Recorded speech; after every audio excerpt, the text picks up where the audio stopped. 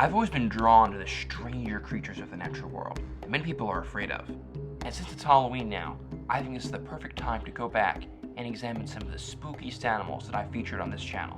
And what's more spooky than the creature that is first place on the list of people's phobias? Spiders.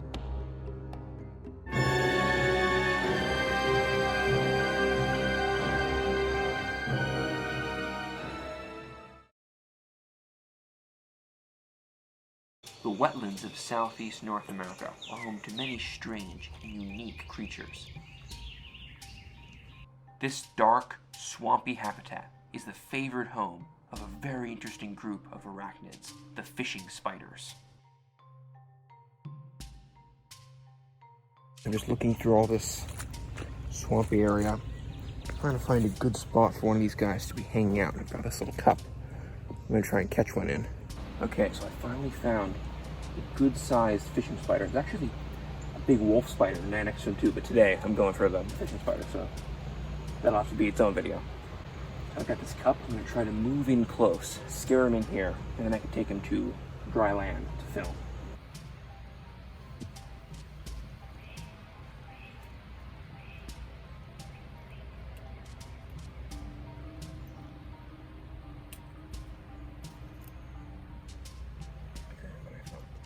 Yes. Oh yeah, he's bigger than I thought actually. I thought he might be too small, but he's nice sized. I can hear him kind of clattering in the cup actually. Okay, let's get this guy to the land. Okay, the goal is going to be to get this spider out of the cup without it escaping, because they are lightning fast spiders. Good size. I saw one that was actually bigger than this, but unfortunately I couldn't get him. But this one's definitely sizable enough. Okay, just gotta. Oh. Let's try that again.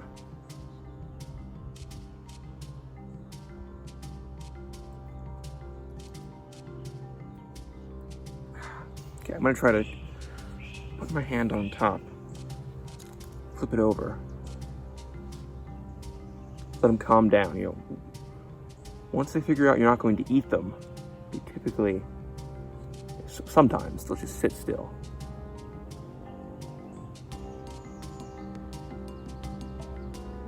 Okay, there we go. There we go. Okay, so this is the 6-spotted fishing spider. This is what I was after. Really neat spiders because they live most of their lives right on the water surface. They'll sit on logs, right on little, drifting pieces of debris, and that's where they set up their ambush. They don't spin webs. See, they're very agile. He just jumped right to my hand, and that's how they hunt. They're so agile. They sit there, wait for a little insect that falls into the water, a fish, even something like a tadpole, and on their legs are tiny hairs, and those hairs are super sensitive to vibration. So if an insect falls into the water, if a little minnow, even a tadpole moves near them, boom, they'll jump on it, inject their venom, and then eat it. Even though these are large spiders, they can float, walk, and even run on the water surface and not break the surface tension because they have a very long leg span. This spreads their weight out over a large area so they don't sink. The venom's not dangerous to humans. If he does bite me, and I'm pretty sure he won't, unless I were to put pressure on him, that's what might trigger him to defend himself. But if he felt threatened and he did bite me, it wouldn't be a big deal at all. It'd probably just be itchy, maybe a little bit of a stinging sensation. That is so cool. He's sitting right on my hand. Doesn't want to bite me at all. These are not creatures to be afraid of. They don't mean you any harm. All they want to do is escape.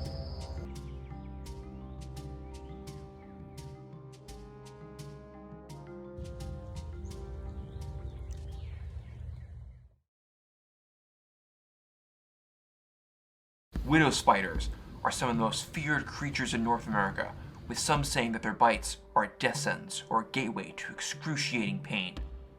But are these fearsome stories true? Today, I'm hunting the brown widow to find out.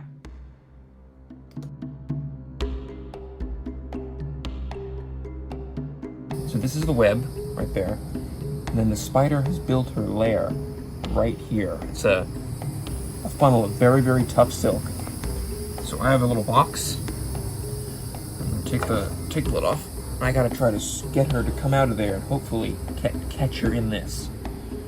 Get her to a better spot to film. Okay.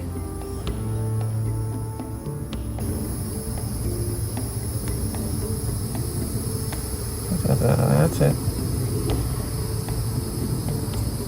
It's a nice size one too, if I could catch this. You can see the spider. Now she's kind of come out. Almost. No.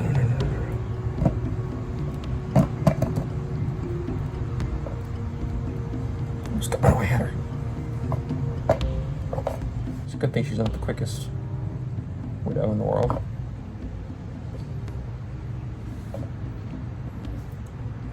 Got her. Look at that. All right, I got the brown widow in this little container. Beautiful specimen, very pretty, nice sized female. I'm gonna take her back to a better spot to film. Let's take a look at this amazing and venomous spider. All right, I've got her in this container. I'm gonna try to get her to crawl out on this stick so I can have a better look at her. Let's see.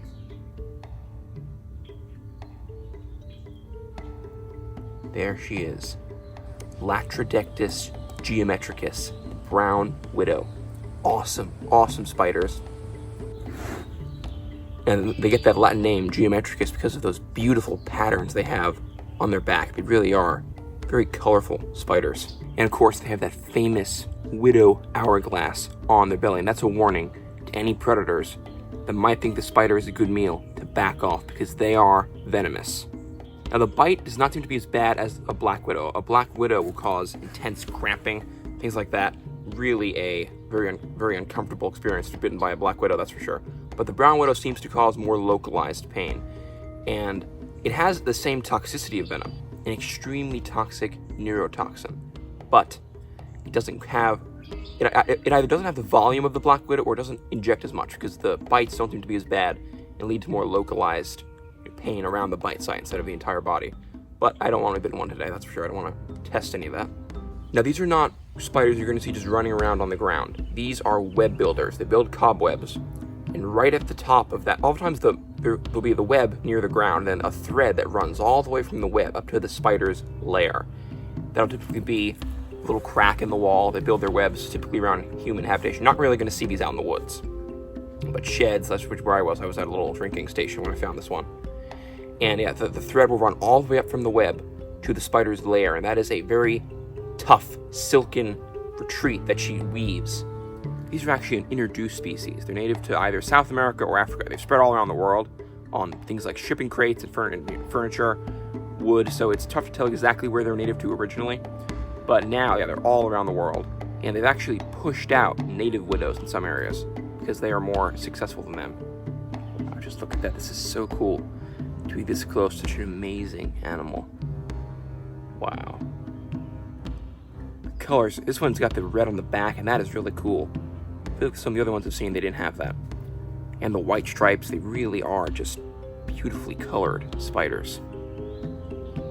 Now, widow spiders are not aggressive animals. They don't want to bite you. They're not going to chase you down or anything.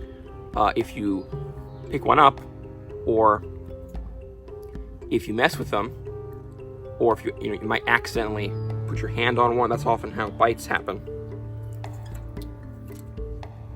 That's often how bites happen. They'll be maybe build their web in a boot or a glove, and then you put your hand or foot in there, and then you get bitten.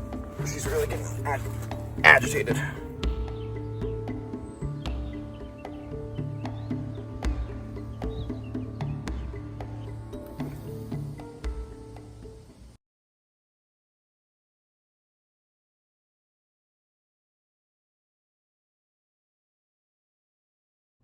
During the heat of the summer, in the dark, humid corners of the woods, a huge spider spins its giant web to catch prey. This is the golden orb weaver, often called the banana spider. Wow, he's huge. Now, come on. There we go, come on, yeah.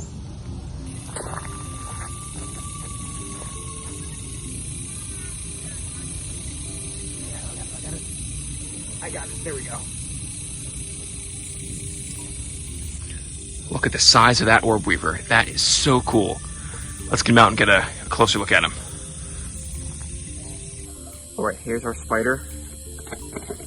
Let's take her out. This is definitely a female. Males don't get anywhere near this big. They're much, much smaller. Should be pretty easy to handle. Wow, look at that thing. Look how big it is. That's insane.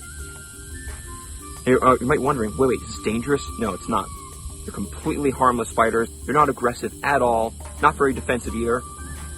Really, the only way to get this spider to bite me would be to press down, press it against my skin. I'm not going to do that.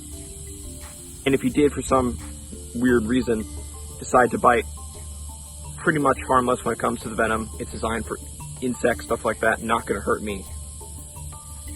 Might sting, itch a little bit, but nothing very serious. This is probably the biggest spider you can find in the area. Maybe the Carolina wolf spider and maybe some of the fishing spiders could give it a run for its money in the size department. But I don't know, that's a big spider there. And they're very colorful spiders. Look at the beautiful patterns they have. On their back, they have their orange with yellow, white dots, and on the belly, they're this like crimson red kind of, maybe more like a burgundy. Whoops. He caught himself on his safety thread. Beautiful spots. Yeah, just gorgeous spiders. Look at the silk she's leaving behind. So she's trailing this little safety thread in case she falls, and her silk is so strong. And actually the reason they get the name golden orb weaver is that their silk has a yellow tinge, and it's thought that helps attract pollinators into their webs. So things like bees, butterflies, see that yellow silk and get honed in and then get stuck. Their webs are so strong. Look at how strong. It's actually difficult to break. It's like, look at that. That stuff is so powerful. And the silk is actually so strong that they can catch sometimes small vertebrates like little frogs or even small birds or bats in some rare cases. They are quite the predator for their size. You can see her fangs on the front of her face. That's where she has her venom. So when something like a butterfly or a bee gets caught in her web, she'll rush down, wrap it with silk, and then bite it. So that pumps her venom in. That kills the insect and allows her to feed safely. These are big spiders. So they go after big prey. Butterflies, bumblebees, dragonflies, horseflies, those big insects, cicadas, all those will get caught in their webs, and these spiders will take them down. The males are much smaller. I mean really much smaller. They'll be about that big, and you'll see them sometimes waiting on the edges of the web for their chance to mate with the female. Actually, since these webs can be so huge, sometimes there'll be some species of spiders that specialize in robbing prey from the host of the web. So if something small enough that she doesn't really notice gets caught, they'll try to steal it before she can get her meal. Pretty neat stuff. That's just so... Look at that. Now, a lot of people are really afraid of spiders, especially one of this size. But see, she means me no harm at all. All she wants to do is just walk off of my hand, which I will let her do fairly soon once I'm done. She doesn't want to bite. She's not aggressive or defensive in really any way. She's a very peaceful, very docile spider.